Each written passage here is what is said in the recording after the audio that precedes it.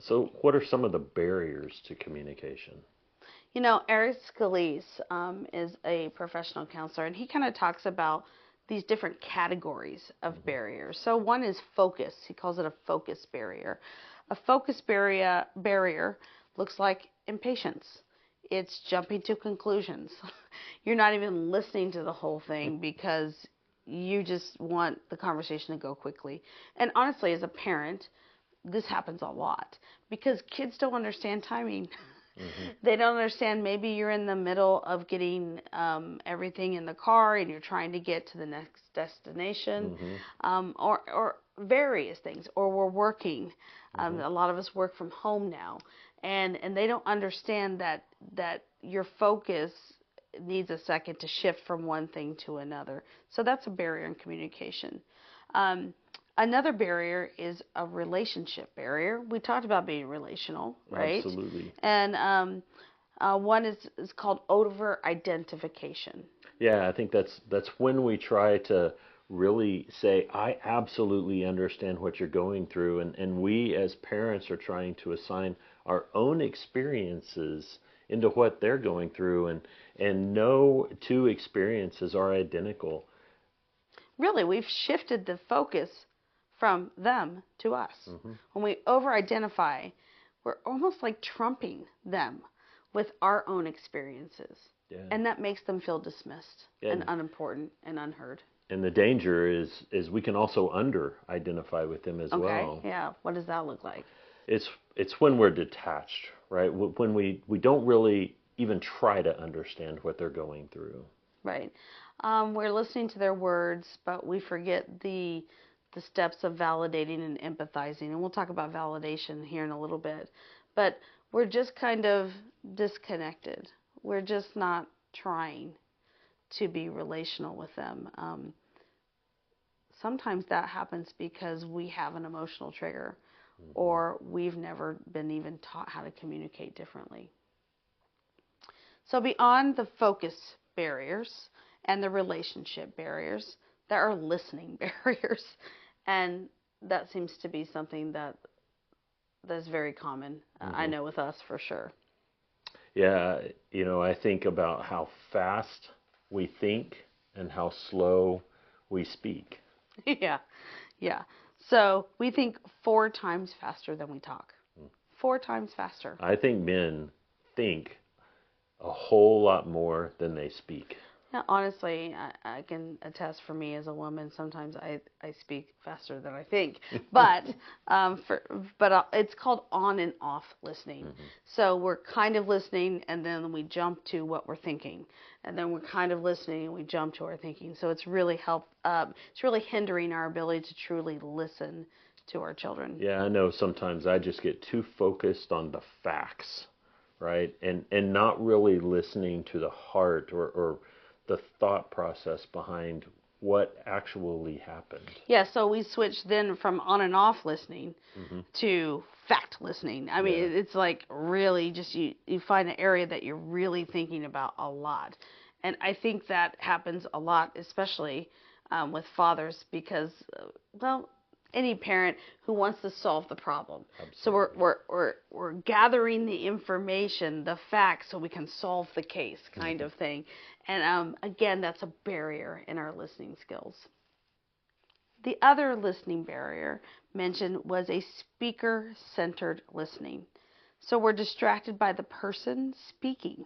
I know this sounds weird, but maybe you just had a child come home with a tattoo, Hmm. or a piercing of some kind, that all you're doing is just focusing on the speaker himself or Hmm. herself and not listening to the words or the tone or even the body language. There's something about the speaker, or maybe their speech, Hmm. or something like that. There's something about them that's causing you to hyper focus on that, on the speaker versus the message that's being communicated. Yeah, it could even be hair out of place or the way that their breath smells, or the food that's on their teeth right after they finished eating. Well, if you're parenting teens, it can also be the choice of clothing. Absolutely. I know that we saw that a lot. We saw parents struggling a lot when we were youth pastors with modesty and those kinds of things. I remember some of those things became so major that they lost sight of the child inside of the clothing. So another barrier that can happen in listening is Eric Scalise calls it too deep for me listening. What do you think that looks like? It's too deep. It's too complex. I cannot wrap my head around this. Yeah. So sometimes it doesn't mean the problem is too deep and complex, but maybe the communication might be too deep, too complex, especially with someone who is not fully mature.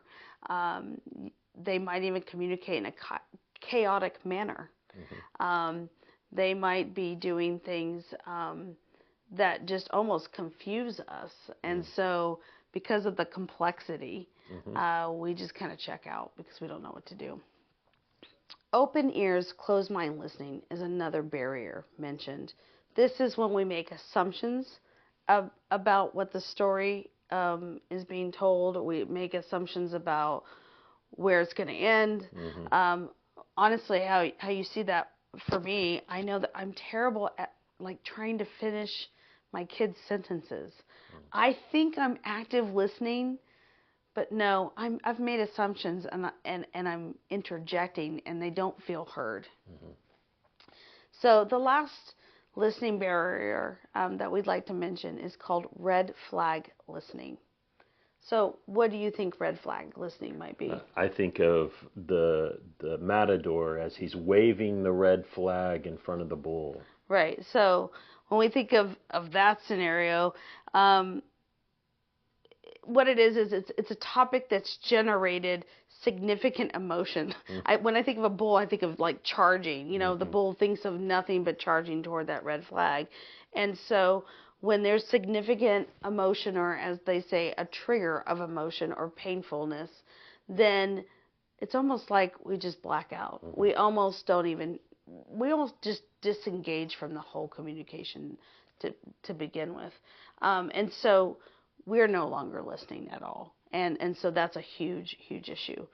So that brings us into the last barrier category, which is a feeling barrier.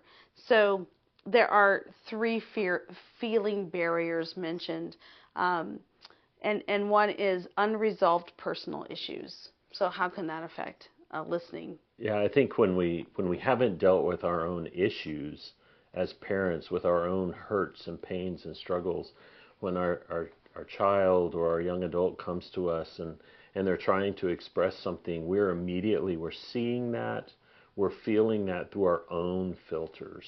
Yeah, we're literally carrying our baggage into the conversation.